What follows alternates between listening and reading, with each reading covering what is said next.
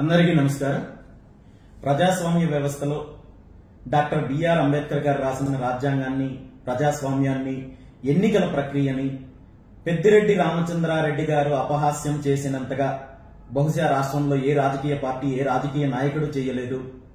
రామచంద్రారెడ్డి గారు తన రాజకీయ జీవితం అంతా అక్రమాల ద్వారా, దౌర్జన్యాల ద్వారా, అరాచకాల ద్వారా, ప్రతిపక్ష పార్టీలు నాయకులతో చీకటి రాజకీయ ఒప్పందాల ద్వారా గెలవాలనుకున్నారు తప్ప ఏనాడు ప్రజాబలంతో గెలవలేదనేది పొంగనూరు నియోజకవర్గ ప్రజలకు తెలుసు, చిత్తూరు జిల్లా ప్రజలకు తెలుసు. ముఖ్యంగా 2019లో వైఎస్ఆర్ కాంగ్రెస్ పార్టీ అధికారంలోకి వచ్చిన తర్వాత జరిగిన స్థానిక సంస్థల ఎన్నికల్లో తనకు ప్రజాబలం లేదని తెలిసి అధికారాన్ని, పోలీసుల్ని ఉపయోగించుకొని ఏ విధంగా ఆనాడు ప్రతిపక్షాలను కనీసం నామినేషన్ కూడా వెయ్యనివ్వకుండా అడ్డుకొని అరాచకాలు చేసి అక్రమంగా గెలిచారో రాష్ట్రం మొత్తం తెలుసు. ఆ తర్వాత ఎన్నికల ప్రక్రియలోనే ఒక చీకటి సంఘటన, తిరుపతి పార్లమెంటుకు జరిగిన ఉప ఎన్నికల్లో తన పార్టీ అభ్యర్థిని గెలిపించడం కోసము పెద్దిరెడ్డి రామచంద్రారెడ్డి గారు దేశంలో ఎప్పుడు ఎక్కడా జరగని విధంగా సుమారు 38,000 తప్పుడు ఓటర్ కార్డులను సృష్టించి ఆనాడు ఎన్నికల్లో గెలిచే ప్రయత్నం చేసినప్పుడు ఎన్నికల సంఘం దీని మీద విచారణ జరిపించి దానికి సంబంధించి బాధ్యులైన అధికారుల మీద చర్యలు తీసుకున్నారు. కానీ ఇలాంటి తప్పుడు నాయకుడు పెద్దిరెడ్డి రామచంద్రారెడ్డి మీద ఇప్పటి వరకు ఎటువంటి చర్యలు తీసుకోలేదు. ఇప్పుడు వచ్చే అసెంబ్లీ ఎన్నికల్లో తను అక్రమంగా సంపాదించిన ఆస్తులు, అక్రమంగా దౌర్జన్యంగా అధికారాన్ని ఉపయోగించుకుని భూ కబ్జాల ద్వారా సంపాదించిన ఆస్తులని తన అఫిడవిట్ లో చూపిస్తే ప్రజలు ఎదురు తిరుగుతారు, ప్రజలు తనని చీదరించుకుంటారనే భయంతో తన సమర్పించిన నామినేషన్ లో, తన సమర్పించిన అఫిడవిట్ లో సుమారు 142 అక్రమ ఆస్తులకు సంబంధించి పూర్తిగా ఎన్నికల కమిషన్ కి తెలియపరచకుండా తీవ్రమైన నేరాలు చేసే ప్రయత్నము పెద్దిరెడ్డి రామచంద్రారెడ్డి గారు చేస్తున్నారు. ఇది ఆయన ఎన్నికల కమిషన్ కి సంబంధించి సమర్పించిన అఫిడవిట్. ఇందులో ఏవైతే ఆస్తులు ఉన్నాయో తనకు, తన భార్య గారి పేరు మీద ఉన్న ఆస్తులు సమర్పించకుండా ఉన్నవి సుమారు 142 ఆస్తులు ఈ రోజు కేవలం మాకున్న సమాచారం మేరకు మాత్రమే ఇవి ఉన్నాయి. ఇంకా రాష్ట్ర వ్యాప్తంగా కావచ్చు, పక్క రాష్ట్రాల్లో కావచ్చు, అతనికి ఉన్న ఆస్తులు కావచ్చు, విదేశాల్లో ఉన్న ఆస్తులు కావచ్చు, ఇవన్నీ కూడా వివరాలు రావాల్సి ఉంది.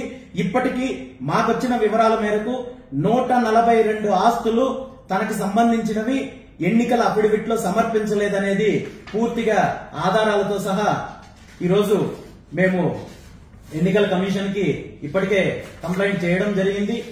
ఇవన్నీ కూడా ఈ ఎల్లో మార్క్ చేసిన ఆస్తులకు సంబంధించి పూర్తిగా అతని పేరు మీద, అతని భార్య పేరు మీద ఉన్న ఆస్తులు. ఇవేవి కూడా ఎన్నికల అఫిడవిట్ లో సమర్పించలేదు.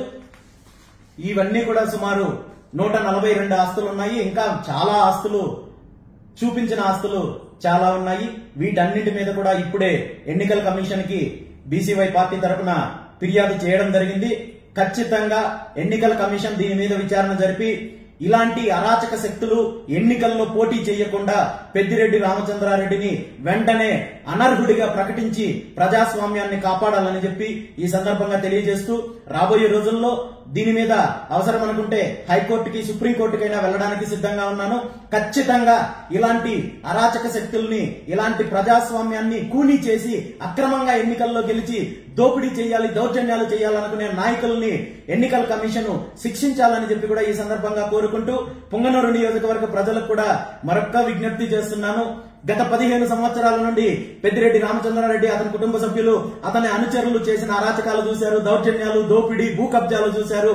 వీటన్నింటికి అంతం పలకాలంటే వీటి వెనకున్న చీకటి రాజకీయ కోణాలు, చీకటి రాజకీయ ఒప్పందాలన్నింటినీ కూడా బద్దలు కొట్టి పొంగనూరు నియోజకవర్గ ప్రజలు చెరుకు రైతు గుర్తుకు ఓటు వేసి ఒక కొత్త చరిత్రకు నాంది పలుకుతారని చెప్పి మీ బిడ్డగా, మీ కుటుంబ సభ్యుడిగా గత 5 సంవత్సరాల నుండి నియోజకవర్గంలో మార్పు కోసము, అభివృద్ధి కోసము, ఇతని దౌర్జన్యాల మీద పోరాటం చేస్తున్న నన్ను ఆదరించి ఒక్క అవకాశం నాకిస్తే పొంగనూరు నియోజకవర్గ అభివృద్ధితో పాటు మీ పిల్లల భవిష్యత్తుకు నేను బాధ్యత తీసుకుంటాను.